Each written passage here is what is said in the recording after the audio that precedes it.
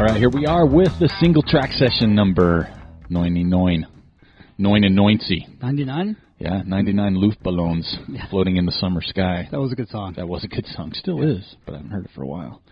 Yeah, single track session 99 here at the TrailManners podcast. We are here at Grant Studio back at my place after a weekend down in Silverton, Colorado. So yeah, if you haven't had an opportunity, go back to listen to episode 119. We had 3 other people on with myself. We had Jeff Hart, Brian Fluman, and Harrison Fluman, just talking about the magic of Hardrock, both from a racing standpoint as well as just kind of being down there running and spectating. So it was a fun show because Hardrock's magical. Silverton's magical this time of year. It is. It always is a cool place, but right. I mean, we got there and there's just people everywhere, and it's like people that you stock on the internet everywhere. True, right? Yeah, I mean, they're all there. So we saw, heavy hitters like a Turtle Miller, to beginning runners like a Dakota Jones. Right. Yep. So they were all over the place. But what we decided with a little help from Jeff, Brian, and Harrison is our first day we ran, we started and we went up to Grant Swamp Pass. That gets up pretty high. It does, and you're almost at 13,000. I think it's like 12,800 and change. Right. So I said 13. We rounded up to 16 when we were up there because it felt like we couldn't breathe. But lo and behold, we just got down to the bottom, got back to the car. Here come some runners. Right. I look up. It is Dakota Jones. Right. Claire Gallagher. Oh. And new friend Lucy Bartholomew. Oh, yeah. And so I started chuckling. Did you go back out and creep her again? Nope. I told them my Lucy story. Yeah. And they started laughing. And then a little bit later, we saw her again. And they're like, man, they're going to think you're stalking. There's your chance. You had 2 chances to creep her out again. I know. And I thought there, and I'm like, wait a minute. Why is it me stalking her? Oh. I live in Ogden. Yeah. I was here first. Yeah. So then it switched, and it's like, well, maybe Lucy's stalking you. True. So she was already down there for a race last week. But I live here, so she started it. Yeah. And she was here for work. Yeah, I was here for life. Yeah. I pay a rent here. You do pay a rent here. So she followed me, so that became the kind of running joke. It's like, well, maybe she's stalking you. True. Like, well, that kind of makes more sense. Yeah, it does. You look at it, it makes more sense than me stalking a 22-year-old. That's creepy. But yeah, it was just a lot of fun. Just saw a lot of people. Got the opportunity to video the start of the race, and we didn't hang out by the chute. We went up right where the road turns into single track, where they have to funnel through. Yeah. That was a lot of fun, man. Just slapping high fives. Right. James Varner was, I was looking at people, I'm like, oh, we've interviewed James Varner. Yeah. We've interviewed Jeff Browning. Yeah. They were coming up the road. There was our buddy Chris from Squirrels Nut Butter was standing right there. Right. Shane Martin, he came running by. Tom Remkus came running by. Chris Lundberg came by. It was just really cool to catch up to a lot of these people before the race, even to see how they were feeling, see how they were doing. But yeah, what an amazing location and what an amazing event. Right. This year there were 146 starters and 114 finished. And I didn't go back to look at the finish rate, but that seems really good to me. For that type of race? I guess so. 30 drops? Yeah, like 32. Well, 30 drops and 2 DQs, which we'll tackle later. Right. But 30 drops. So, what is that? The math's not kicking in there for some reason. It's Jill's computer brain. I'm leaving it alone. So 30%, so 70% finish rate? I don't know. I'm going to go with that. Yeah. And the listener someone out, the engineer can figure it out. Maybe more than that, maybe 75%. But I think that's pretty good. That's pretty good. Yeah, but especially for the caliber of race, and that race got super sketchy. Like, did it get hot? Wait a minute. Oh, it was hot. It rained a bunch, too, I saw. It was super hot the first day, but it got super sketchy. Not just rain, but just crazy. I posted a video of some crazy lightning storms. That's no fun. It was scary. And I was talking to Jeff Browning after the race. He, came in with the win, and I saw him at the Avalanche Brewing that night. And I'm like, hey, man. And he's just looking all good, just grinning from ear to ear, know. And I said, how was that thunderstorm? He's like, oh, man.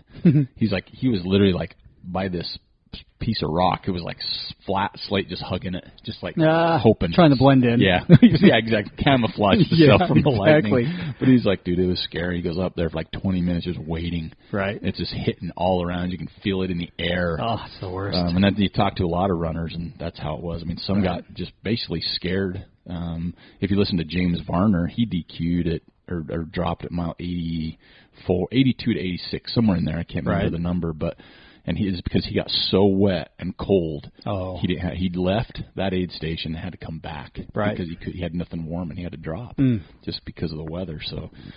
Yeah, it's as Brian said, this is a graduate race. Oh, for sure. More than anything. Yeah. But you could see it just with the people there. Ira and Farr, of course, did a great job of covering the race, right, as they always do. And it was just eventful. It was just an eventful weekend all the way around.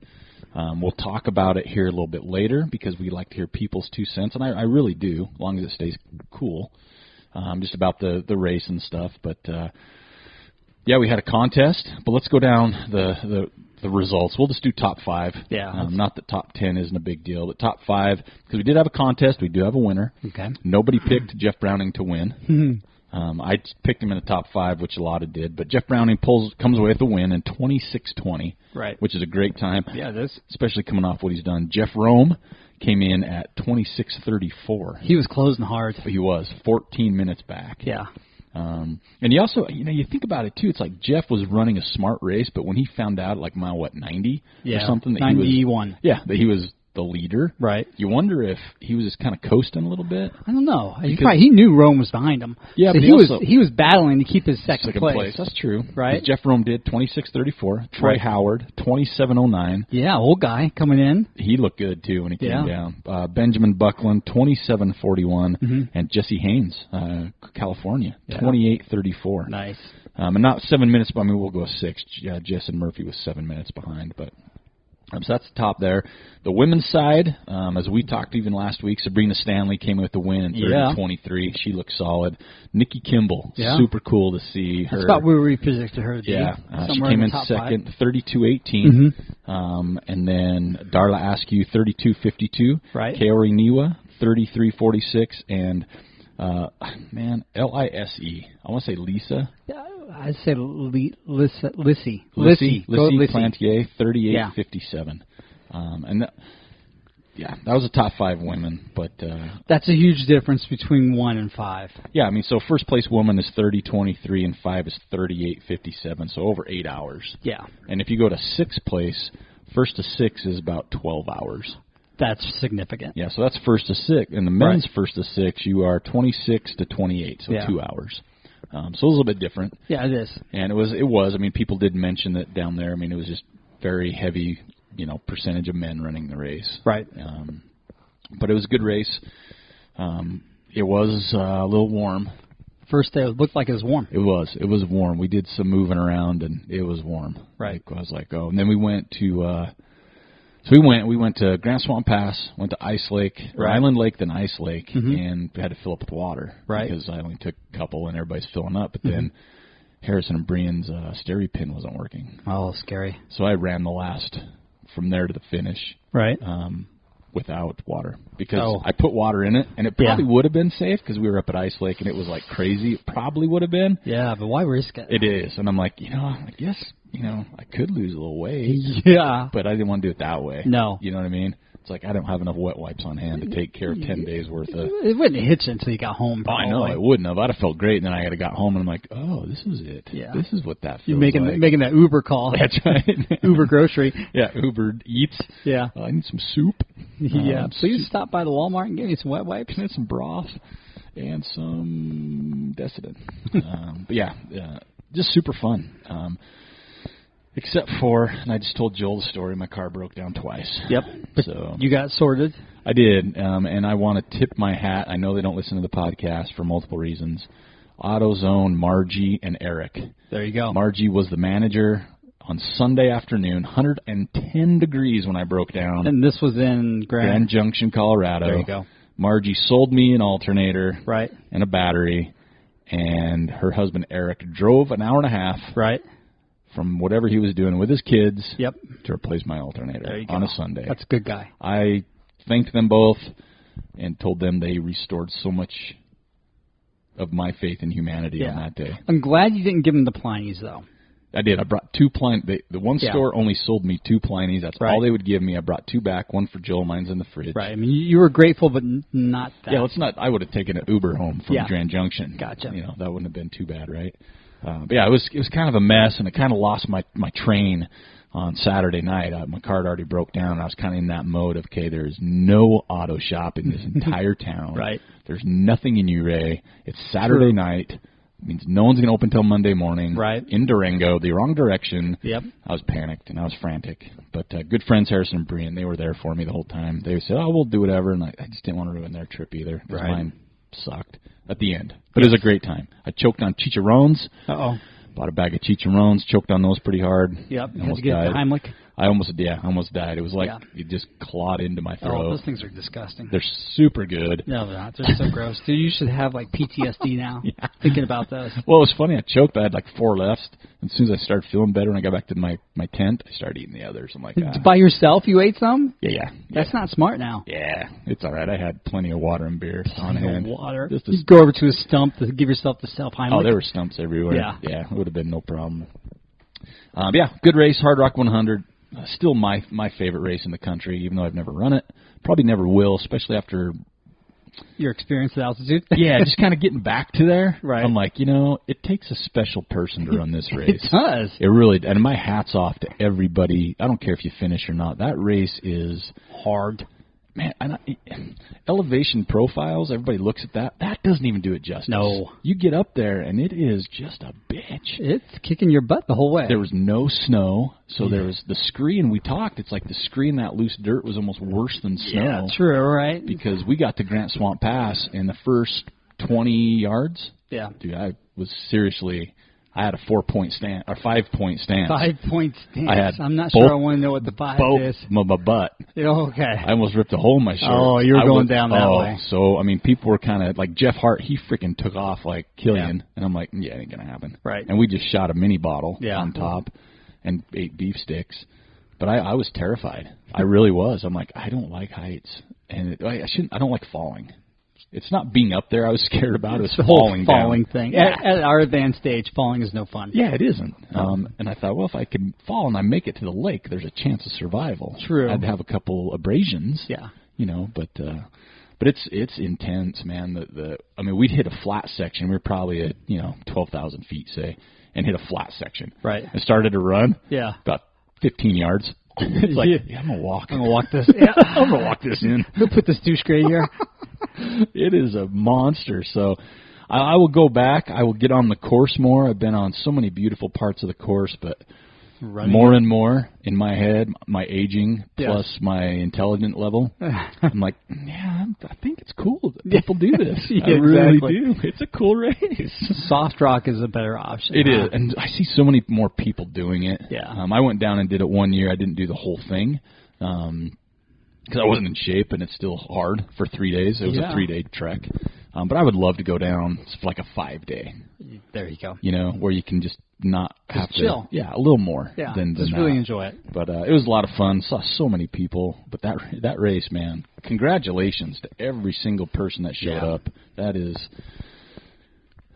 And we talked about that a little bit on the last episode, is just the difference between Western and Hardrock.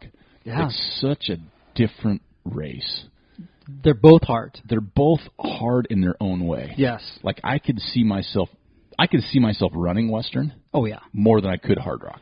And for sure. And I'm not saying Western's easier. No, it's going to be hard. It's hard. It's heat. Yeah. It's downhill. There's a lot of technical. Yeah, there's a lot of hard running on that course. But when I get up on Hardrock, man, that altitude.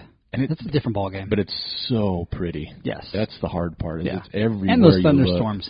No. That's the part. Like, I've never really been scared of thunder because I've never, hung out with it until that day. Awful. And I'm watching these mountainsides light up. Yeah. And I'm like, holy shit. That's a different level of poo your pants. Yeah, it is. It is. And that's, you talk to the runners and the racers. And, we were at the finish line, and there was probably 100 people at the finish line at 9 o'clock at night, videoing the thunderstorms. Right. Like their cameras are pointing, and they said, here comes a runner, and some people would look over, but everybody's like, let's do this thunderstorm thing. Yeah. It was rocking and rolling up there. Yeah, so, I don't know. Hardrock is Hardrock, and my hat's off to everybody who gets in, attempts it.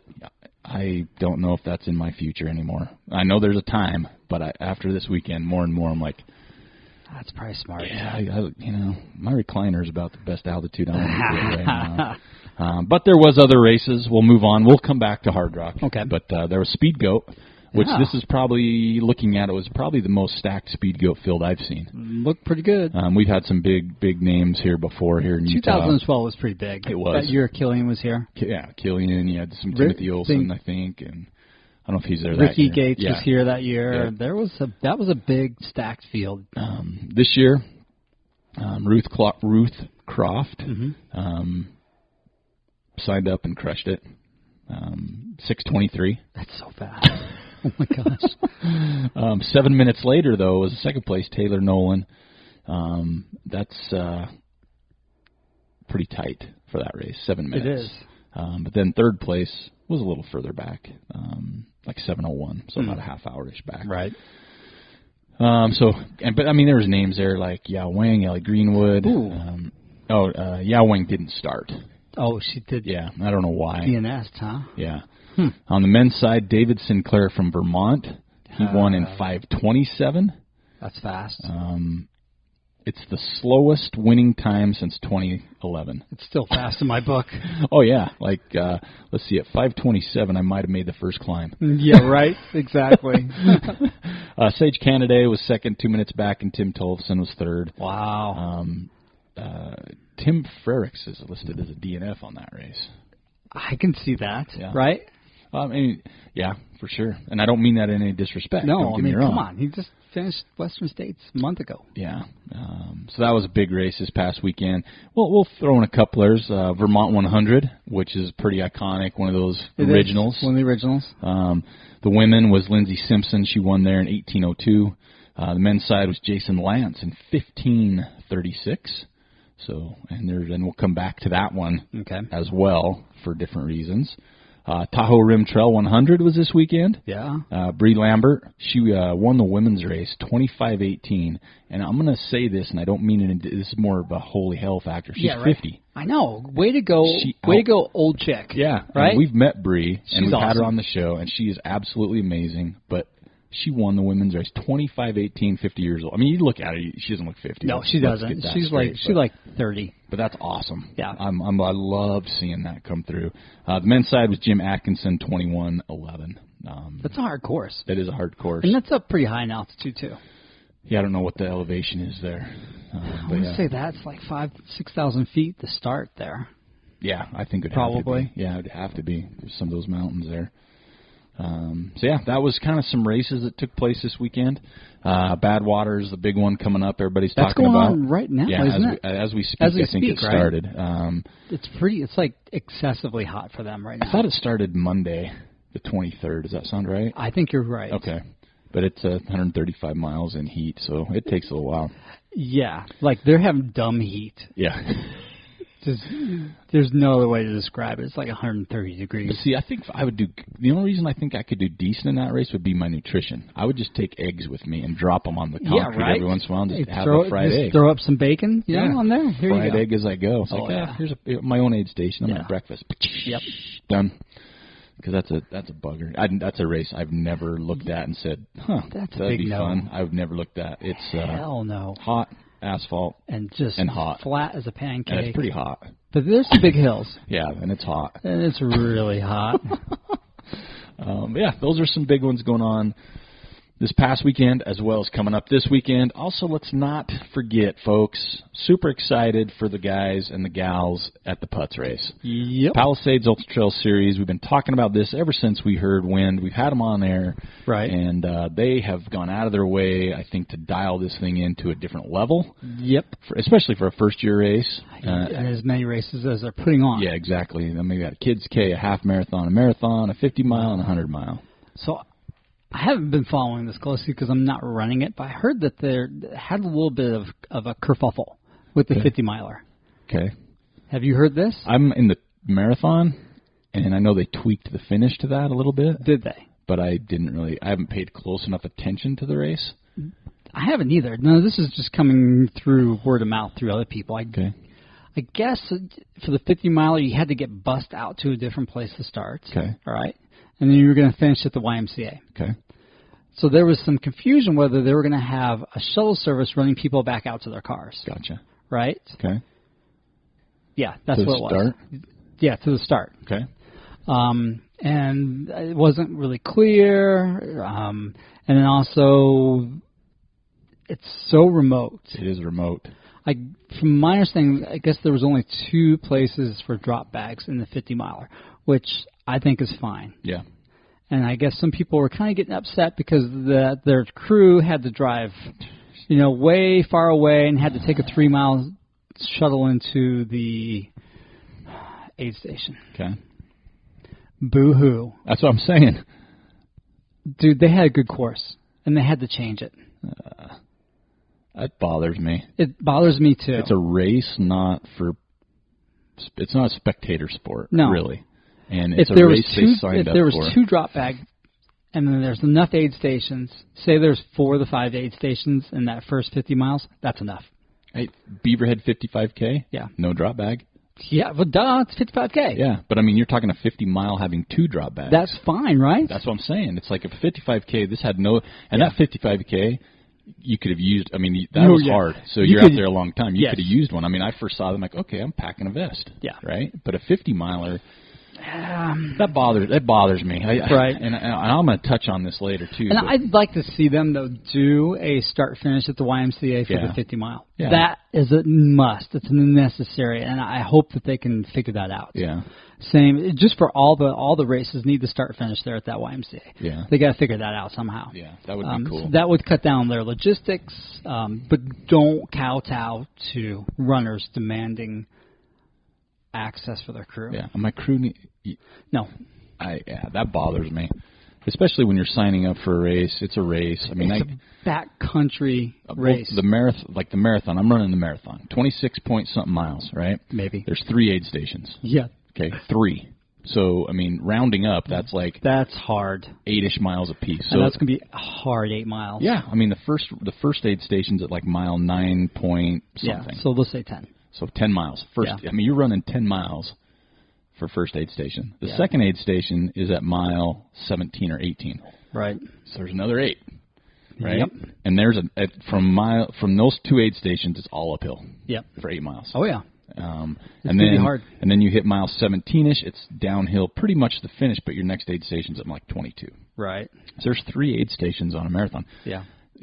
It's going to be hot. It's going to be hot. You bring your water. Yeah. I mean, you just have to plan for the race you're running. So I'm upset people were upset about the race not having crew access or had to drive 3 miles. Holy hell, go to Western States. Right. You got to drive for freaking ever. Yeah. Bigfoot 200. Harrison's running that. We were talking to Ben Light down there. He says, oh, your crew's going to drive at least 500 miles. 500 miles. Right. No one's complaining about that. Yeah. Or if they are, they might as well just shut their pie hole. You know what I mean? Yeah. It's not about crew. It's not about pacers. It's about the runner. Yes. You sign up for a race, just like the guy at Beaverhead that thought Beaverhead was too hard. Pay attention to what you sign up for. There's a reason why I haven't signed up for road marathon. Yeah. People run them all the time. Yeah. I don't want to run them. I think they suck. Yeah. I don't want to run on the road that long. I'm not going to foo-foo them. I just don't run them. Yeah. If the race is too hard, if it doesn't have crew, if it don't have a pacer, and you want one, don't run it. Yeah. Find something else. I know. There's plenty of other races. There is a lot of races out there. That really bothered me when I found that out. That bothers me. So, but I want them to figure out the start-finish thing, though. That would be cool, because it is a cool start-finish. They have to finish that. They got to finish that. They got to do it. They got to fix that. Yeah. So I know they will going forward, but that's one thing that I want to see them. And I haven't even paid attention to my race, to be honest with you. I just yesterday kind of looked at it. Just kind of briefly looked at it. Yeah, I'm like, okay, so I got to pack everything with me. Yeah. All right. Pretty much. Done. And 26-ish or so miles. Right. We'll figure it out. It'll be a long day. I'm not there to win, unless I start really strong. But yeah, so I'm excited to see people out this weekend. I let people know on social media I'm going to have some TrailManners temporary tattoos. Yeah. So if you find me on Friday, don't know when I'm going to get there. You have to find me. I'm not searching anybody out. Right. Hopefully I'll be driving a tan Dodge Nitro if it gets there. Are you going to take the pop-up? I don't know. I wasn't planning on anything really yet. I was sleeping in my car this time. Gotcha. I didn't want to put a tent up. That's how lazy I am now. I see. But I'm going to have temporary tattoos. You find me, you put one on, you take a cool picture on the course, we'll pick a winner for the prize. I'm also going to have some swag, so come see me. There's a lot of people at Putts that we know, so that should be pretty fun. Now let's take a different approach now, a little different moment, if you will. We did have, unfortunate, another tragic accident from a trail run. Oh, terrible. So this past week, Hannah Taylor was in Colorado, the Gore Range, 39-year-old. She died in a mountaineering accident. She's an accomplished everything. Right. Nordic skier, ultra runner. Right. Everything. She won the High Lonesome 100 yep. last year. Yep. In Salida.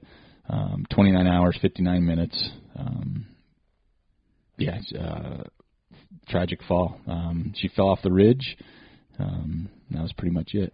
Yeah. Yeah, so sorry to hear stuff like that. I mean, unfortunately, it's just a good reminder. I mean, this person was more than experienced in that type of environment. She's capable. And so things happen. And I've seen, just from the last 2 weeks, I've seen some social media photos that really concerned me. Some tomfoolery? Yeah. Some nonsense? Yeah, that really concerned me. Like not really say this person's like my best friend that we'd have a sleepover and I'd be the big spoon type friend, but I was really concerned for them. I'm like, man, please be careful. Right. You know, I mean, no picture's worth what could happen. No. You know, so just be careful out there.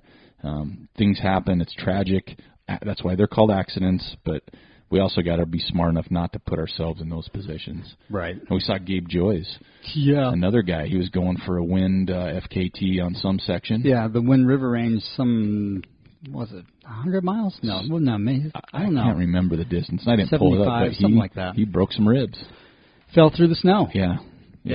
So, boy, it's just, you can never be too careful. No. And I know, like, as Joel's mentioned more on the podcast, when you're younger, you feel more...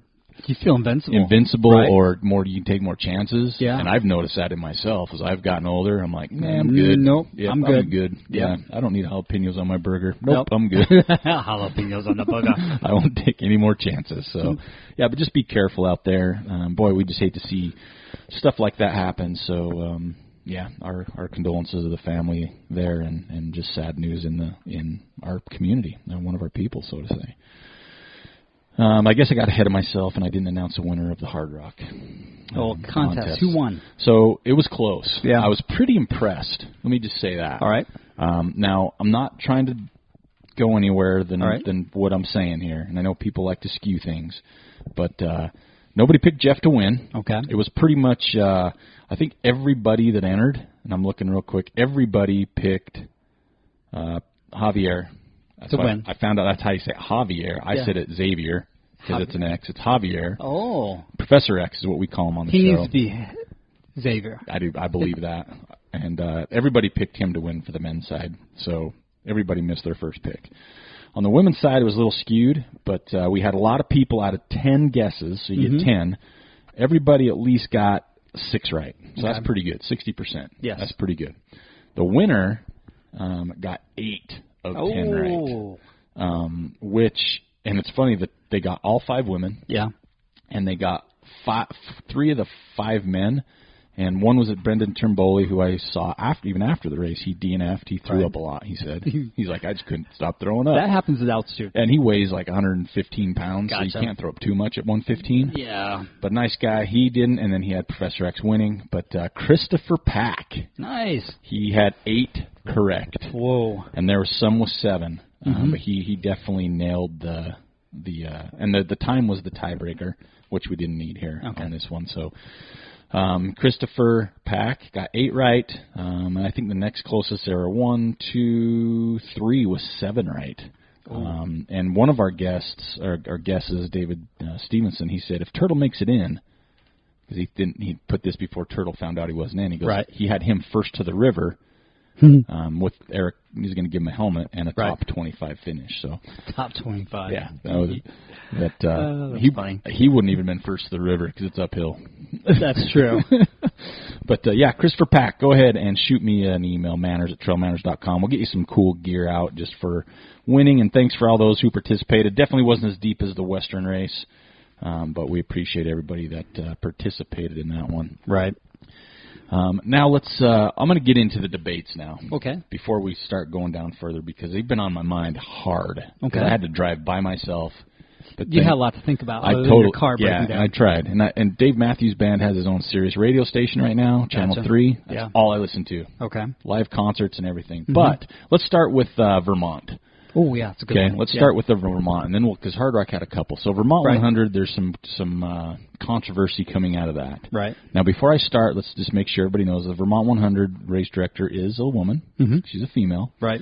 She's been coming under some social media heat because she goes 10 deep in prizes for men, and 5 deep for women.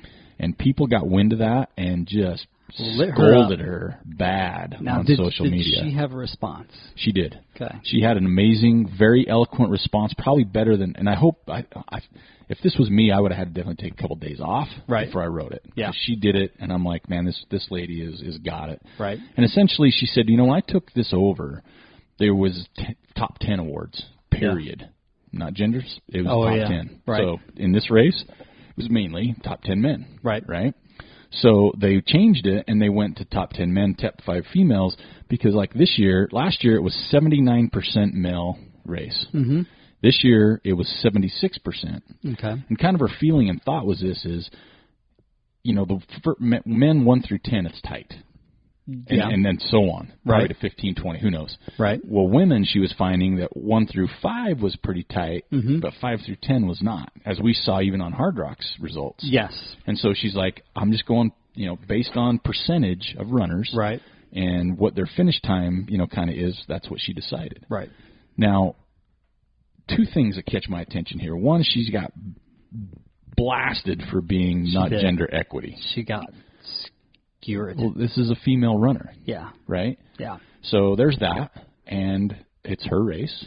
Yep. Right now. Mm-hmm. It's her race. Mm-hmm. And she had, if you go, and I'll see if I can post this if anybody wants to go back and read her response through our show notes. She went in and really dove in. She she threw it out there. She's like, here's the statistics. Yep. Here's why. Mm-hmm. It's something she says, I'm totally open to addressing things like this in a positive manner. If you want to actually have a conversation with me, we can do this. If you want to just blast me, basically get bent. Yeah. Which I totally agree. Now, this year, like she said, she goes, well, we already had our awards ordered this year anyway and paid for. Yeah. She doesn't want to get stuck with extras. No, stick with it. So I think it's something she will. She talked about. She'll look into in the future, but she says that the structure's been advertised and people signed up for the race, so it doesn't seem fair to change the structure now. No. Right? Like when you sign up, it's there. It tells you all the info. Right. Yeah. Some people came to her defense, said, you know what, this is a great race. It's coming on. Let's just focus on the positive. Right. But my thoughts on this are going to go back to something I will always say on any race. It's the race director, whoever it is, it's their race. And if you don't like it, don't run it. If you don't like it, don't run it. I would like to see her just go top 5 male and top 5 female. And that's what they talked about. Is I'd like to see moving forward just do that. And I think, personally, that's what's going to happen next year. Whatever money it is, 6 through 10 for males, just put that into the race. Yeah. So I think that's what it'll be. Yeah. But people, it's been there. Yeah, and no one balked at it for a couple of years at least, right? No one's balked at it till now, right? And it's a hot and heavy subject. It and is. There's more articles coming out. There's more people talking about it, and I'm definitely I believe in the whole. If a man wins first at this price and a woman wins first, the prize money should be the same. Yes. Like I totally believe in that. But I think we have to take a step back for a minute too, and look at. Like people complain about Hardrock. Oh my gosh, there's hardly any women. Like 10 women in the race. Right. Well, it's a lottery. It's not based on men and women. Right? Yeah, there's a smaller percentage of women putting in for the race. Yeah, and then there's a flip side. Some women, some people are saying, well, then they should allot so many spots for women. No. And then there's women saying, I don't want, that's like reverse discrimination almost, right? Yeah, no. So I feel bad for this woman. She's doing the best she can. She is. She thought she had a good solution. Not a problem, but a way of awarding her finishers. And it probably wasn't the best, and I'm totally confident she's going to fix it moving forward. I do too, and I think what she says is, like, why do you have to blast somebody? Right. I think that they could have, before this blew up, somebody should have reached out to her and said, hey, why is there this disparity? Or even if you have a problem, again, why not just ask the question? Why? Because, I mean, I saw some comments that were just like from left field, like, are you kidding me? Like, this is a joke. Right. And, again, it's her race. Yeah. She can do what she wants. If you don't like it, don't run it. If you want to talk to her about it, she's totally open to it. She had an open dialogue on her blog post. Yeah. But it just... And then the next subject, I mean, we're not killing this one, but the next one over to what we'll talk about, the Hardrock thing, kind of goes back to the same thing. It's at the end of the day, these race directors, you know, I mean, you got two races, Vermont and Hardrock, that have been around a long time. Yeah, unless you put on a big race like this, you have no clue. You don't. And there's so many intricacies to everything. The variables are infinite. And that's like this Hardrock one we'll talk about. Right. Hardrock, as you've known, as you've heard if you've been living under a rock, Javier was hours ahead. Really? Javier? I just trying to be nice. Xavier. It's his name. I know. Come on. I just don't want to be that guy.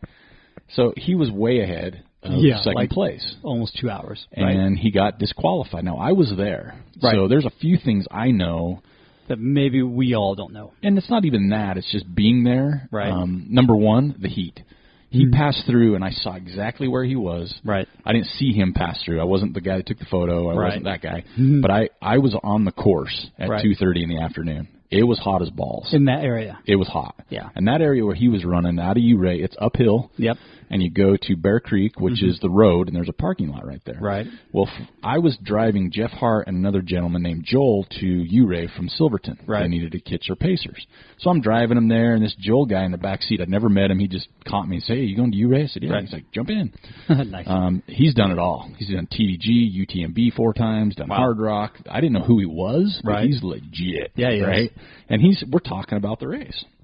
Well, I get to Ouray, and people are like, oh, my gosh, yeah, dude, Javier, he didn't stop. And it was hot. It was 2:30 in the afternoon. He went through Ouray without stopping, basically. Oh, okay. Okay, so that's one thing. I wasn't there, but I heard that from multiple people. So he aided before the aid station. No, here's what I think. I think he got caught was after the aid station. Yeah, that's why I thought he got caught. He got caught. So I think they planned that because it's a parking lot right on the road. I think he planned to run through, and that was his aid. Oh. So when they say he took a couple sips of water and ice cubes, and people said, oh, he's fiddling with his pack. I mean, I've heard so many. You can go to iRunFar, read their description. I still don't think the truth is anywhere. Because I've seen photos, I've heard 4 or 5 different people's accounts, I've read online, and every single one is different. Like, there's not one that's identical. So from the aid station to where it was like 2 miles. Aided 2 miles. Mm-hmm. It just still doesn't make sense. And he had a ways to go before his next aid station. Well, I get that. So I'm saying, I think it was planned stop. That's what I think. He had a crew. I think it was a planned stop because he ran through Ouray at 2:30. Right. It was hot. Yeah. And he had I don't know how many miles to the next aid station. Right. And they're uphill. It's uphill. Yeah. And I wasn't there. I'm not the judge on this by any means, but I was like, that's weird.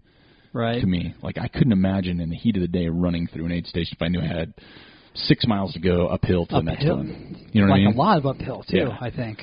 So, anyway. The plot thickens now. The whole time, none of this makes sense to me. Like, I've read and seen, and I was there, and I did hear the story that night, because people are like, oh, I can't believe they waited till mile 91. They let him go 30-something miles. Right. But here's and I agree with this section. So they didn't know everything that happened yet. They had a photo. They were collecting information. They were collecting information. There was a language barrier. Yes. And this course is remote, so the race committee couldn't get to the runner in time. Yep. And I'm telling you what, the last thing you're going to do is throw on an aid station captain. Oh, you got to DQ the runner. Yeah, you don't do that. You don't do that. So that was as close as they could find him. Mm-hmm. And then they offered, hey, you can finish. Right. But it won't be an official time. Yeah. And he did the right thing by saying no. I think so, because it would have taken away, people from seeing Jeff. Him running in and everything else. But it's just, I've read 2 days worth of reading on this. I did spend some time last night reading. And I didn't want to, but you get down, and I was getting upset, and I'd have to stop for a minute. Right. Just some people, again, I think they just approach it just so callously. Well, I think the people are not waiting to hear all the facts first. Yeah. Right? It's so easy to jump to that judgment. Yeah. Right away. Yep. Right. And one thing I did notice, too, if I went back and looked at a lot of comments, a lot of the bashing came from Europeans. They were pissed. I saw that. A lot of them were. Mm-hmm. And I say that because why. some of their names I couldn't pronounce, right. and some of them were in different languages when they typed. I get it. They're upset because they're homeboy. Yeah. And they're saying, was winning the race, and we haven't had an American win Hardrock in a very long time. Yeah. And they said, if this was Dakota Jones, would you have DQ'd him? Yes. I think they would have. Right. I think they would have DQ'd whoever it was. Yeah. Because, again, it's... You got to know, and I know Dale not as good as a lot for sure. I've had many conversations. I did this weekend with him, some of the other committee. It's still, it is a race, but it's more of a family thing. They're not going to just, I don't think still they're going to favor people like that. No, probably not. And it opened a can of worms on many levels because then people are going back, well, Jamil, he crossed. Yeah, I saw that. He crossed the river and took a beer. Yeah. There was a lady up having she was handing out her candies. Yeah. That you can. People are saying, you can get water out of a creek. Right. But that's available to everybody. That's the thing to me on that one. And then people are saying, it's safety because what if he's dehydrated? Well, then he should have stopped in Ouray. If it's a safety issue, he should have used the aid now that station. you know that information that he did not. I mean, if he legitimately did not stop in Ouray, he just ran through. That's what I heard. Every account I heard. I never heard he stopped. And if you need to go back and look at his split for that. Was it just in and out? Yeah, I don't know. Then that's fishy. And the thing about it, to me, people are saying, they should have given him a time, delayed him 2 hours, 1 hour. Right. Okay, how do you figure that out? You know what I mean? If that has to be set ahead of time. Yeah, because if they would have said 2 hours, whatever infraction they decide on, that needs to be set in the rules. Yeah, because if they would have done an infraction... But then that opens up that can of worms even more to be like, well, I'm only going to get an hour penalty. I'm going to cheat. I'm going to cheat. Or they instead of docking him an hour, they docked him 2, so second plate could get closer to him. Yeah. You know what I mean? I mean, there's no way to make it fair unless you said you go in beforehand. But then you have to do everything. Okay, if you take water and ice, it's a 1 hour penalty. Right. If you take a beer, it's 2. Right. If you get in a car, it's DQ. You know what I mean? Yeah. It's I mean, but they kind of have to at this point. But you know what's going to happen, though? This isn't just Hardrock now. This is every race out there. Yeah, it's true. It's because, I mean, you've heard We're going to talk about this for the next year, probably. Because you've heard people talk, well, I'm a runner, and I gave another runner a gel because they were struggling. Is that illegal? Is that I was talking to Jim Skaggs about this morning, and I said, the 3 times I've been on the Wasatch course running, I've seen people take aid on the road going to Upper Big Water. Yeah. Somebody pulled over on the side of the road, had their trunk open, and somebody's over there getting aid. Didn't bug me. Yeah. Well, that's their thing. If they're cheating, that's their thing. Speed go. I remember someone handing out Otter Pops one year that was a spectator at the top of the lift. I thought that was normal. Yeah, exactly. But it was a spectator. It wasn't anybody had to do with the race. Yeah. It was just a spectator had an ice chest of Otter Pops. I took them. I took one. They're good. I wasn't thinking it was aid. I mean, number one, middle of the pack, if that. It's an Otter Pop. It probably did more damage than it helped. Yeah, exactly right. But it's going to have to open up that whole the muling thing because people said, when Killian won Western, he didn't carry water bottles the first year. Because he didn't have water bottles the first year, yeah. I don't think. Yeah, and so, did he take them from his pacers? Did he wait till aid station? I think he waited till aid stations. But it's going to be kind of that, that thing where every single race is going to start to be criticized now. Because of Hardrock. And if they don't, then it's more of a Hardrock thing. And I think it's good, though. In a way, I think it's good. It's going to make the race directors really tighten up their rules. Well, and it's going to make things more susceptible to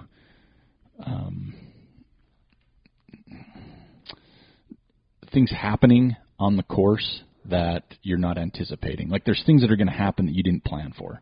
Right. Far as give me an example. Well, it's like lady handing out candy. Right. Because Hardrock, there's people that hang out on peaks. Yeah. Photographers. Someone made a great point. So-and-so ran a race with 5 photographers running around them. That gives them moral support. Good job, you're doing good. Or it's a pacer. I saw that. You know what I mean? That's true. There's that realm. There's so many little nuances. And Carl Meltzer on social media comes out and says, no pacers, no crews, problem solved. Did you see how many people jumped on that bandwagon? Yeah. I'm a strong believer in that philosophy. if you're prepared as a runner. Yeah. I think there's way too many people jumping on that bandwagon. They're not ready to actually embrace that. Oh, yeah, for sure. I totally agree. And if you run a race with that has that, because there are races that you can't pacers, there's racers you can't have crew at aid state, whatever. I mean, that's the rules. It is. But it's not like this is something, it's my second 100, I'm going no pace, no crew. Some people might be able to do that. Yeah. But there's some that would not be able to do that. Right. But again, it almost upsets me to the point where what's happening to trail running? 2, 3, 5 years ago, this was a non-issue. This was inevitable because of how many people are participating now. I think it's inevitable on that realm, but I think, again, with the way social media is and is how many it amplifies everything. Yeah. But like I said, I think this is going to be a good time for all the race directors to kind of tighten up their rules and be very specific. Well, Killian chimed in and defended Hardrock, and he got blasted. Yeah. It's like... It's that social media thing where people will say outrageous things. Because they're not face-to-face. Exactly. Yeah, no one will say something to my face. If you're going to say that to my face, then that says a lot about who you are as a person. Yeah. You're nasty, you're ugly, and you're not nice. Yeah. But... and someone's like, but in the rules it does say no outside aid, but it also says no whining. You know what I mean? And everybody whines. Oh, I saw that. And it's like, oh my God, this is getting so out of control. That was somebody just being stupid. And so that's where I bother with all this. As I was there, I felt the tension. Right. Being there. Oh yeah. It was tense. Yeah. And it kind of spoils the event at that point. And I feel bad for Jeff Browning. Because he had nothing to do with this. That's not the way he wanted to win. He went out, he rose to ran the occasion, his race. Right? Oh, yeah, he ran the race, and he would have been happy with second. Hell yeah. He ran his race. He killed it. Yep. He wins first, and some people, he doesn't deserve it. I'm like, yeah, he does. Okay, well, number one, he did that many miles in that amount of time. Right. And he didn't. And he kept it together. Yeah. Once he found out what was going on, he kept it together. And he still had to run hard because Jeff Rome was closing hard. And I give all the credit to Jeff Browning because he's come out and said it's not the way he wanted to win. Right. But, again, he had no choice in it. Yeah. He did what he wanted to do. I commend Javier. He commented on Jeff running a good race. Right. So I commend that. But at the end of the day, to me, people say, it's a gray. I don't think it's gray when it says no aid outside of aid stations. Yeah, no. I don't think that's a gray area. Yeah. And people want to jump on and say, you should have penalized them. It didn't say potential time penalty. Yeah, that's not in the rules. It just said potential DQ. Yes. It didn't say we might timed it. It said potential DQ. Now, this is the first time this has happened, and, of course, we had another DQ. I'm sure they're going to revisit this, and maybe changes will come out of this. They have to. The year that's run that direction, and it's really hot, have an aid station right there, just water and ice. You could, right? Have water and ice up there. If you can drive up to that spot, there's a parking lot. That eliminates that problem. But the problem is that parking lot, you have to cross the road, and so I don't know if that adds more to. That road's nasty. Oh, is it? It is. Well, like danger. Yeah. Okay. It's a single lane cliff on one side. Gotcha. It's dangerous. I would not want people crossing it to get water. Right. And again, I don't think it was too. I think if you got Ray and the neck, I think you're fine. Yeah. You know what I mean? I don't think you need, even if it's hot. It's not like hot like we experience. It's hotter there, but I don't think it's to the point where you can't make it 6 miles. Because, okay. You know what I mean? That explains something. Yeah, it's not. I think, like I said, I was just trying to eliminate that potential problem in the future. Yeah, right? and really that's what's crazy. I don't think it's really been that big of a problem in the past because. Again, and people are like, well, you're European. Europeans are tighter on their aid station rules than the U.S. are. I think they are. So that's why. I've never run there, but everybody said that. Right. Killian came out. Mm-hmm. So to me, it's like I think he should have known. Like I don't think there's an excuse for him. Yeah. You know what I mean? It's like you had an aid station. Seems weird. It's great to see your girlfriend and your pacer's girlfriend. That's great. And I don't think a kiss is aid, but. And you're not supposed to do this. It gives you 400 feet or something outside the aid station. Right. If you don't want to get caught up in the mess, Ray's crowded. Right. It's a big park, but parking's hard. Then just don't worry about it. It just to me, it just got blown out of proportion on different levels. I just think you broke the rule. Right. Pay the price. He said he may not come back again. He's kind of tarnished. Yeah. Right. I mean, the only reason to come back is for redemption. And he wanted to beat Killian's record. He probably could. it would have been really close. He was behind. At that point. Yeah, he was behind. If he but has I'm a not good saying, day, he's probably really close to it. But to me, at the end of the day, you broke the rule. Yeah. I'm not saying you cheated. I'm not saying you're Lance Armstrong. I'm not. Yeah, you know what I mean? not. I'm just saying, okay, you broke the rule. Yeah. You're DQ'd. Yeah.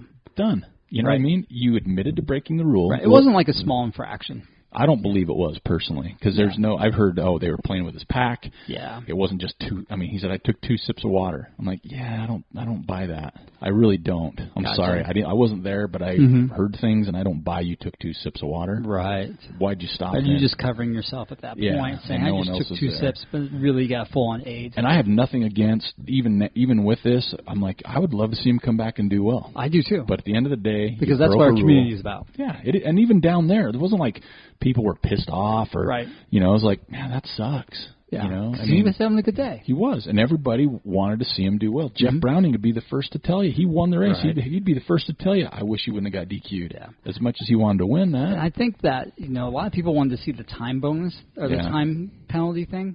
That's tough. How do you decide that? That's what I'm saying. It's a piece of candy. The amount is the same as a water and ice cube. Really, I mean that's hard to implement that. Well, and you're talking a 100-mile race, right? So does an hour make a difference? Does 2 hours make a difference? If you do a time penalty thing, it's the difference between you and the next person. Okay, so you're saying they would have said, okay, you're 2.5 hours ahead of Jeff. We're docking you. When Jeff catches you, you can go. Or you dock 2.5. Like that idea. You know what I mean? But I think at that point, from the last aid station, okay, now you guys are on equal footing. Okay, what if it's the 12th place guy? What does he do?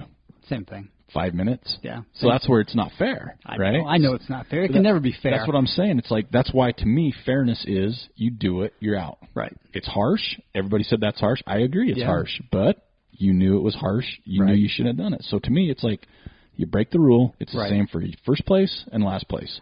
Yeah, that's the important thing is having that continuity between the first runner and the last runner. Because people are like, it wasn't worth a DQ and such a big. Well, then why did he do it? Right. I mean, he's the one that put himself in that situation. I think the information that you brought forward, saying that you think that he did a full-on aid station there. And I'm not saying he ate a burrito but I think he used that as an aid station. Right. Because if it makes sense to use that out of anywhere on the course, right? I mean, it makes sense. You're far enough ahead, right? And then I'll regress. This next part is the people that are getting upset with the guy that took the photo. That poor guy. He's getting beat. It's like you didn't do anything wrong, right? Out of everybody, you just presented the information, right? You didn't make the decision. That guy should have said, "Listen, here's the photo. You got to keep me anonymous." Yeah, and he's come out. He's been hammered on Facebook. Right. I've read the post there. He's been just getting ridiculed because apparently he went to Jamil and said, "Jamil, what should I do?" Because he knows Jamil, and Jamil's like, "Oh, you got to give this to Dale right away." Right. And so now people are pissed at Jamil, saying, "Oh, Jamil, you cheat, and the others won't." Yeah. It's like it's that. And that's why I think it's sad to me is like Jamil had a beer 2 miles from the finish line crossing the river. What? And they're like, oh, well, he took aid outside an aid station. You know what I mean? And I see the point. I'm not saying I don't because it is. It's really apples to apples. Yep, it is. I mean, so that's where I think you come into trouble. Right. There's been, that's where I think. If this would have been like a middle of the packer, this would be a non-issue, pretty much. Maybe, I don't know. I think it would have been because there's just so much focused on this, and it just brought the ire of different communities. Right. But being there, it didn't. I want them to come out and make a comment on Jamil. I really do. I think they need to. They do. They need to one way or another. Yeah. And. Because it's fair. It's fair, and you know that those aren't the only instances. Oh, God, How many times I haven't done it along the course. I've done it at an aid station, had some beer. Oh, God, yeah. But it's like how many times has that occurred where you've done it, you've seen it, and you're like, it doesn't bother me. So it didn't bother me. How many people see it in every race and just I don't care. Yeah. It really doesn't bother me. Yeah. It's like they're not getting in a car and taking a ride. That would bother me. That would bother me, and I would report something like that. Oh, I would too in a heartbeat. Yeah. I would do in a heartbeat. But to me, it's just sad that it took away from it. Mm-hmm. And there's some solid points out there, but there's more. There's more shenanigans than. There's people just trying to make more fire out of what's there, Yeah. And then the second guy, Dima. So the guy that so that's what's funny is the pacer Dima's pacer at the time is the dude I gave the ride to. Oh, really? Yeah. Gotcha. So that runner just was like, I'm not hanging out here. It's dangerous. Right. I'm off course. And the Yeah. pacer's like, you can't do this, So he made his own decision. That one to me is more cut and dry. It's like you went off course. Right. You didn't join the course where it was. Yeah. You know what I mean? Like I could see if you're on a peak, lightning hits, you're terrified, right. you go down some other direction to get off the peak, out of danger, then come back when it's over, come back up and continue the race. I don't think, okay, you went a mile off trail, right, but you still ran the race. It wasn't like you shortcutted. It wasn't like, as long as you come back to the point where you went off the course. Yeah, exactly. On your own power. Yep, exactly. You not didn't get a ride. Not taking a car ride. Yeah. Your own power, then that's fine. So that one's, to me, I mean, it's crazy that there's never been a DQ in Hardrock history, 25 years, and had two in the same year. And the guy that went off course, that was so legit. Yeah, DQ. I mean, I was like, that's a no-brainer. And there should be no argument, no discussion on that one. That guy seemed to be a little irked about it. And he's a very seasoned runner. Yes, he is. For sure. Mm-hmm. But, I mean, I think that's where I struggle, too, is maybe, and I didn't read everything with the Dima and everything where he's a seasoned and he was irked. I look at it and go, how could you be upset? Exactly. You've done this long enough. Right. And I look at Javier and I'm the same way. I'm like, yeah, you've done this long enough. You've been in big races. You've raced in Europe. Would you maybe have done he's this? gotten away with this in the past. That's what people are saying, is it's the only spot he's done it. Right. You know what I mean? Would you do this at UTMB? Maybe he's gotten away with it. But I'm saying, but would you? The answer should be no. Oh, yeah, definitely no, right? There's more people there. Yeah, there's more of that. So, and I think that's what came up as people saw his crew in multiple places. Right. No one sang, and he didn't come out. And that's what was funny is if you read one of the things I read from somebody, when they came out and kind of talked to him, it was almost like he was explaining a different stop. So it sounded like he did this more than once during the race. Maybe he did. And so when they came to him they said, hey, da-da-da-da, he was explaining a different time. Gotcha. And so it's like, well, did you do this more than once? Now, apparently he said he didn't, but again, you never know. Right. I hate to see it. So all we know is we can go off of what we've heard. Right. We saw a photo. Right. I think you can't really tweak that. But again, the photo you look at, you can't really tell what's going on too much. You can't. But he did come out, and he's the one that said, he admitted it. Yeah, he admitted it, but I don't know. It just really bothered me. It still does, just because of the change that's going to, and I feel bad. I feel bad for is all the race directors right now. Yeah. Well, I mean, it gives them a chance to tighten up their rules. Well, that's where have we been this last year? We've been to Kelly Agnew in the bathrooms, so people have to tighten up those rules. You know what I mean? I still laugh when I think about that. Yeah, but people have to tighten those rules up. Rightfully so. I totally agree, but as a race director, it's not like you want to give the benefit of the doubt to the runners. You can't anymore. But it's like, I understand there's the so littering. many people in races now with such a diverse background. Mm-hmm. It's not like the good old days. It's not. No, it's not. And even the good old days, we had people that cheated all the time. You always will, I think, to a degree. But I just find it sad that now these race directors just have to. It's just the sign of the times. It is, but they have to just really, really, really. I mean, almost every race should have a committee, and the committee should be in charge of going out and finding issues now. You know what I mean? It's like, what could happen on this course? What happens on 100-mile is pretty universal throughout the country, right? Yep. Like, the rules are going to be really similar. Yeah. Right. There's maybe one or two that are kind of outliers. Then you go down in distances, and that can trickle down from 100 to 50. You're still dealing with the same issues. But then when you get to the shorter ones, they've got issues that the 100-milers don't have. No, yeah, for sure. So it just gives us all a chance to tighten up our rules. Well, and I think it's a good opportunity for us to help the race directors kind of monitor these things. Yeah. Because they can't be everywhere. Oh, Lord, no. And they do their best.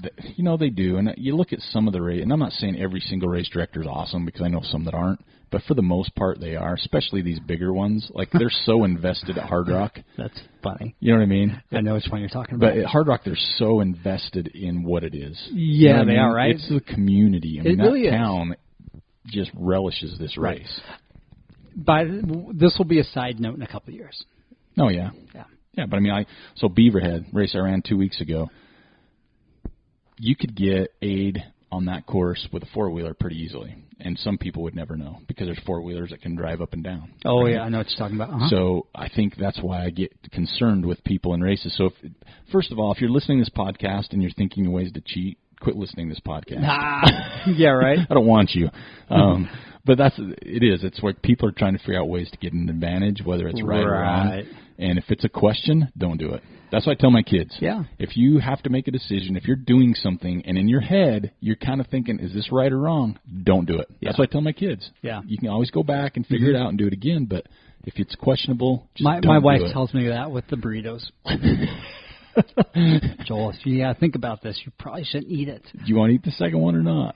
These are from Beto's. And the answer is yes. Yeah, I want to eat it. I'm going to eat it. I just don't expect you to listen to me to complain tomorrow. Yeah. Yeah, it's just, again, I know everybody has their opinion. Right. I really like our community because when we've had these discussions, they stay pretty tight. They don't get out of hand. Even on I Run Far, I was reading some, and people were just being buttholes. They were. You know, and I'm like, you really need to do that. Like, I would like to meet you. Just because I want to see. Are you that way in person? Yeah. Are you a parent? Would you say this to your kids? I think a lot of people are that way, though, that sucks. Unfortunately. That just sucks. Yeah. I know where I'm going after my life is over, and I'm okay with it. Right. But I try to be good. How's that? Exactly. Right? There you go. But I just see people out there, and I feel bad. I do for Javier still, even though he's the one that broke the rule. I feel bad because it's Javier now, not Xavier. That's really bothered. I think that's the thing that bothers me the most now. Now you're bummed. You're going to go to social media. Super bummed, man. But yeah, so that's kind of the controversy we had. It's unfortunate. Yeah. But you can come to me with whatever you want. People did down there. They asked me my thought, and I said he should have been disqualified. Right. And they said, don't you think that's harsh? I'm like, yeah, but it's a rule. That's the rule, and if he's taking full aid, yes. And they're saying, but it says could be. I'm like, you know what? They have to word it that way. But you know what? If I could die on the tip of that ridge, will I do it? Probably not. Yeah. Because I could die. I don't know. You know what I mean? It's like if the situation is a could, you got to really think about it. Right. You know what I mean? And it says, and that's not just, to me, taking aid outside of an aid station isn't something I would read on a race website. I just think that that's how races are. Yeah, you know exactly. what I mean? And I think seeing through the pre-race meeting, they made that abundantly clear. Yeah. Just like people if you litter during this race, you get DQ. I'm like, that should not even be a rule. That should be the way it is. Yeah. You know what I mean? You shouldn't have to say no-brainer. it. Yeah, and I think some of these are that way. Yeah. For example, Pony Express. You have to provide your own aid. That's what you hear. Yeah. You know what I mean? It's not like you hear people say, oh, crap. That's another thing that maybe we should talk about at some other point is that Pony Express one. Yeah.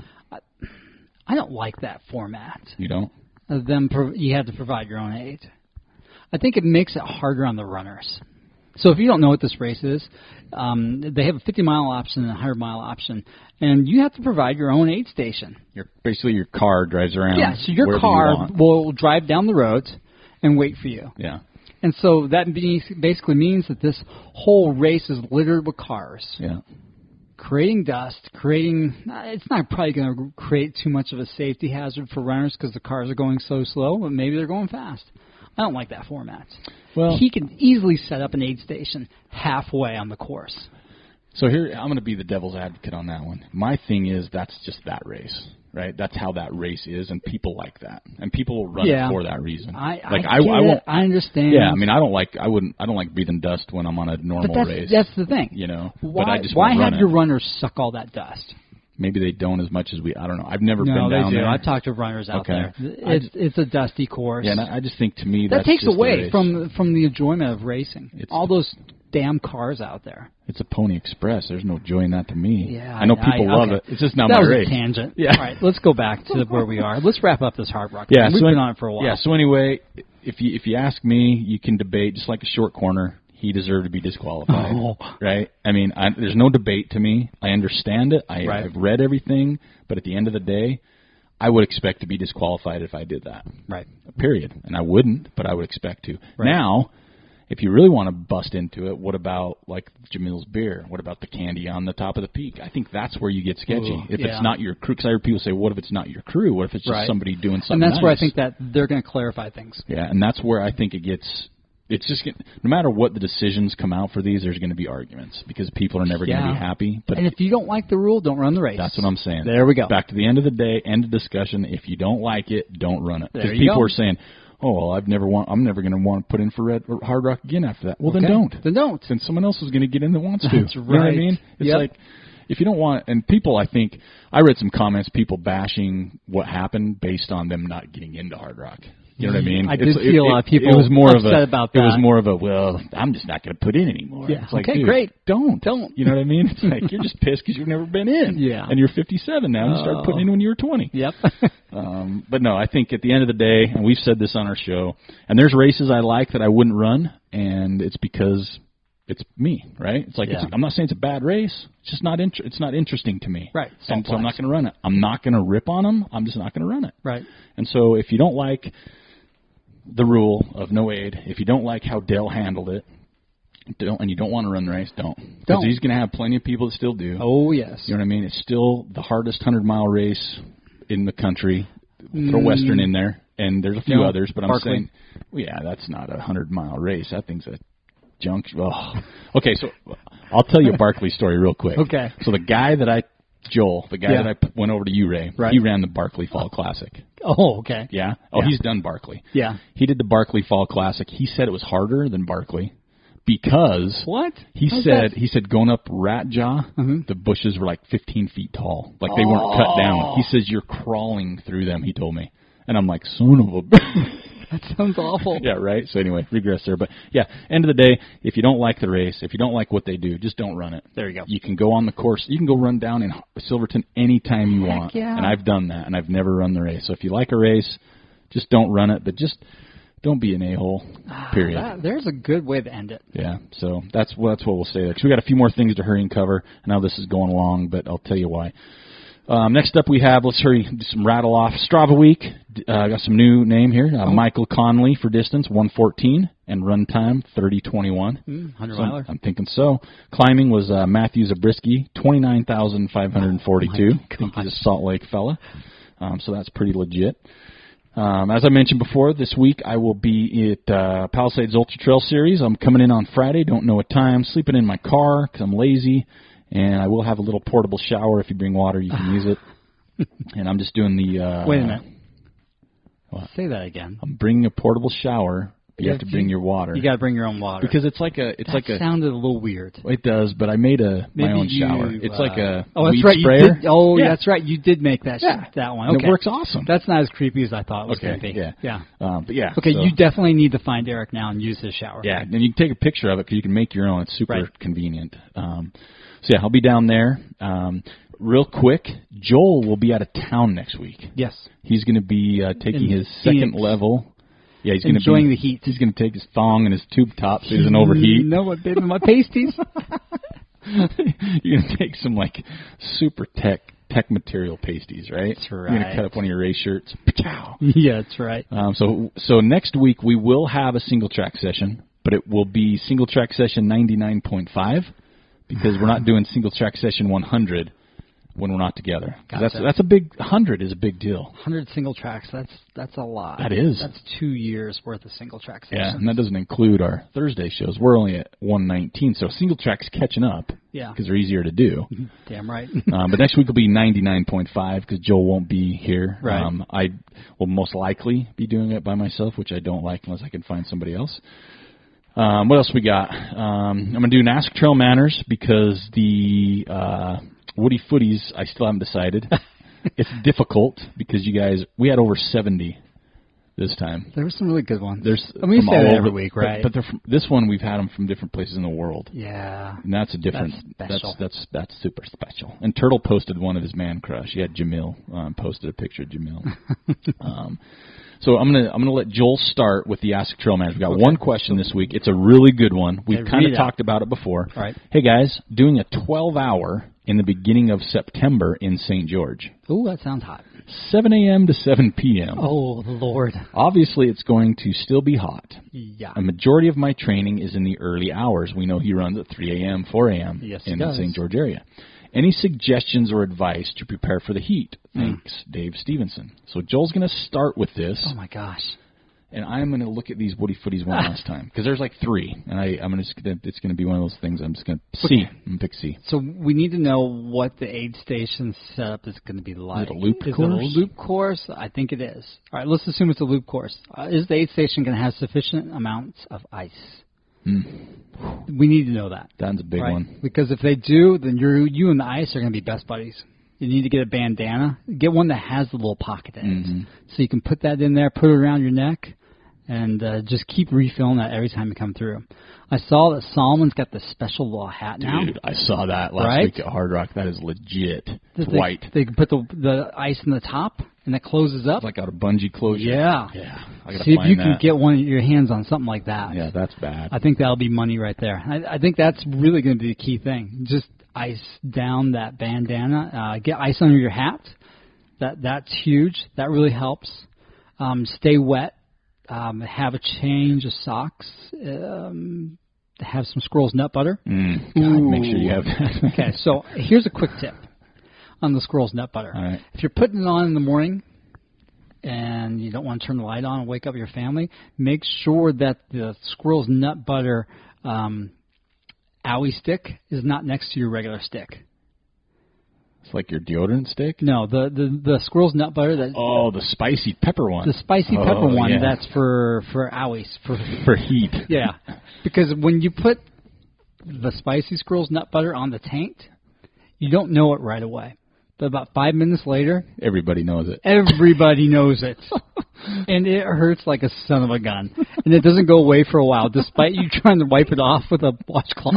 Despite you sitting on your sprinkler, nothing works. Exactly. I mean, it's a solid hour of being like very, very uncomfortable. And the very next day, Joel put in a bidet. Yeah, exactly. So there's a little tip. If you're wondering if that hurts, it does. It's not a good thing. No. But then after that hour of really intense pain, you're kind of like warm and fuzzy. or I don't know if you're fuzzy and you're like warm and singed. How's yeah, that? exactly. You're not fuzzy anymore. So make sure you got your squirrel's nut butter ready to go. Yeah. Change of socks, I think, would be good. Maybe a couple times through the event. Make sure that you're staying wet. Yeah. That would be huge. Keep your shirt wet. Yeah, if you can. I know it's tough. Try to get some runs in after work. I know it takes away from family, but that's the hottest time of day. That'll help you acclimate to the heat. That's my suggestion right there. Keep it simple. Ice. Ice, baby. Ice, baby. And that's mine. I mean, the only thing I would say that Joel did mention is you have to get out in heat. And I'm the worst one to say that because I don't still. You just, at the end of the day, it's almost like you just got to, hey, it's going to be hot. Yeah. You move slower. Yep. You move so much slower. Like if how far you can go in 12 hours, get all your running done 7 a.m. to whenever. Yeah. Go slower when it's hot and try and, maybe if you can, do more at the end. Down. Yeah. But just know when it's hot, take your time. Because I'm sure people in these races might even, take an hour off at that time, sit in some shade and cool down in those 12 hours. Try to get a lot of your calories in the morning. Yeah. Because once it gets hot, I mean, everything goes bad. Yeah. Your stomach will go bad. You got to bad. practice that, though. You got to see what your stomach's going to feel like when it's way hot. Yeah. And you got to practice if you use the wrong squirrel's nut butter. So my gosh. That's something you might want to do on a weekend. Spicy. Just when you're hanging out watching Netflix, just try it. Just lube that taint right up with that spicy stuff. Just try it. See what happens. That would be a good competition. Now, you don't have to be graphic with it, but you could always just show like you could do it.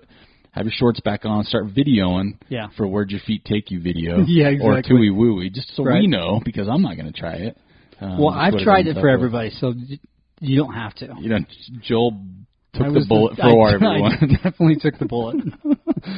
I think that's it. I mean, that's a tough one. We've talked about it before, especially with the heat stuff, because it is just so much harder. But, man, I'm going to try and find one of those Solomon hats. Those look pretty awesome. They do. I saw Lucy had one on during your video at Western. I think Courtney had one on, DeWalter. Yep.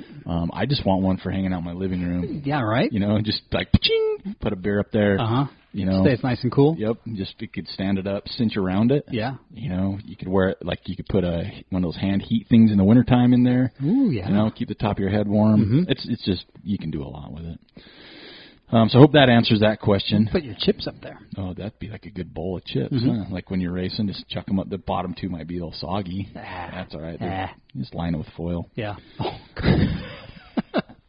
It's like you're going out to eat and want to take the all-you-can-eat bar home with you. Just line your purse with foil, dump it in there, man. There you So yeah, I think that helps with the Ask Trail Manners. Please ask more for next week. Also, I want to remind everybody we got our last show with Harrison Fluman coming up before he goes to Bigfoot 200, and send us questions you want us to ask him. I think he'll be on in a couple weeks before he heads out there because we're getting close. We're literally weeks away now to make sure we have questions for him when we get him back on. But this week's winner for Woody Footy, we had so many amazing ones, and my favorite part was because they were from everywhere. I mean, we saw Maria Jacobson Bradley getting ready to give Carl. I like this because you can, like, this was me. She's getting ready to give Carl a high five at the finish to distract him so she can kick him in the goods. Oh, I know. You know what? You got to after that race. That's what he likes. Jordan Morrow had one of my favorites, Speed Goat 50, crossing the finish line, carrying all 5 kids in tow. So he's got 5 kids coming across the finish line with him. It must way have to been go. hard to race with those kids. The whole time. Alex Terrell was in Switzerland. Oh, yeah. We saw Michael McKnight in San Juan's. I didn't even see him down there. There's so many people down there. I didn't see Scott Jaime. What? He was down there. His wife texted me, "Are you in?" Yeah. He was at Kroger's Canteen, but never hooked up with Scott while he was down there. A lot of good ones. I think I'm going to go. Oh man, I'm really torn, and I think I'm going to go with one because I really liked Shalea Sorensen. Her and Trent by Mount Timpanogos was rad, and I haven't been to Timp this year. There's been a lot of good pictures from Timp the last 3 weeks. Yeah, Tetons. I need to get Tetons, up there. Chad Smith in the Catskills was a good one. Chad's already won, though. Yeah, so people are getting good. Larry Adams had a good one, kind of a panoramic. I'm digging how people are kind of getting creative with their photo. Right. Stacy LeBlanc in Edmonton with some fog was good. Andrew Giles had one kind of in a similar area. It's like he saved all his good pictures for the summer. Yeah, John DeMartin had a really cool one on Smokey the Bear Peak because it's just cool. Eric Manning had one with his doors open and his hood open in 110 degrees. Jeffrey Davis, Mount Rainier Peak. Oh, someone took a picture and posted they were on, I think it was Mount Kilimanjaro with a TrailManners beanie. Wendy Jackaloski. Yeah, that's right. That's amazing. It's so cool to see our stuff in cool places. You know what? She's not the first person to go up there. I know. Annie McDonald. But she didn't have TrailManners gear on. I thought she had a hat. Did she? So TrailManners gear has been to the top of Mount Kilimanjaro twice now. That's right. That's pretty cool. I really like Sarah Van Ingen, Big Bear Lake, 16-year-old, training for his first ultra, Kodiak 50K. Right. That sounds hard. If there's bears involved, it sounds So hard. I'm going to say second place was Tom Erik Halverson. Okay, well, who's first? Was in Norway. First place I'm going with, and because this is... there's too many good ones, but I'm going to go with Steve James. Okay. Where was this picture at? Great Bear Rainforest, Nimmo Bay. And this is why. Nimmo Bay in Australia? I don't know where Nimmo Bay, Steve James will tell me. But the picture, why I really liked it is because the last thing you put, yes, this is my photo. Because it looks so cool. Looks like it's not his, huh? Yeah, well, it kind of looks like something like almost professionally done. Oh, yeah. That's pretty. Yeah. Is that a houseboat? I think it's a nice boat. Yeah, it is. Yeah, I bet they got a shower on it. But yeah, Steve James, if you're listening, because I know some people post but don't listen. But if you are, manners@trailmanners.com. We'll get that out to you. Other than that, I think we're done for this week. This is Singletrack Session 99. Again, stay tuned next week for another show. If you see me at Putts, come say hello. I was awkward in Hardrock. I'm getting better. I did take a few selfies and posted them on purpose, but I was still awkward around people. So I apologize if you were one of the ones I was awkward around. I guess someone was trying to give me a hug, and I ended up just giving them a high five. That's awesome. Because I didn't know what was going on. Yeah. Because they were running Hardrock. Oh. They were running up the trail, and I didn't recognize him. And it's like, Eric, he comes running over. And I thought he was going for the high five, but people around going, that dude was going to hug you. And you, rejected him. Yeah. And I was like, gotcha. No, I didn't know. I was panicked. So, but yeah, if you're at Putts, say hello. I'd love to meet you, and I do have some gear to hand out while it lasts. So, other than that, Joel will have fun next week, living in 115, 120 degree weather. It's only going to be 105. Yeah, but it's going to be cold front's coming through. Is it? Yeah. Yeah. It was 116 today. Jesus, down there. It's not even funny. No. All right. Thanks for listening to the show. We appreciate it. Send us some questions for Harrison. Send us some questions for Ask Trail Manners, and please, I'd love to hear some maybe some way to solve the problems that Hardrock had, if you have any good ones on there, because me and Joel are race directors after all, for the hardest 10 miler in the country. There we go. But yeah, we'll hope to hear from you next week, or hear from us next week, and we'll talk to you later.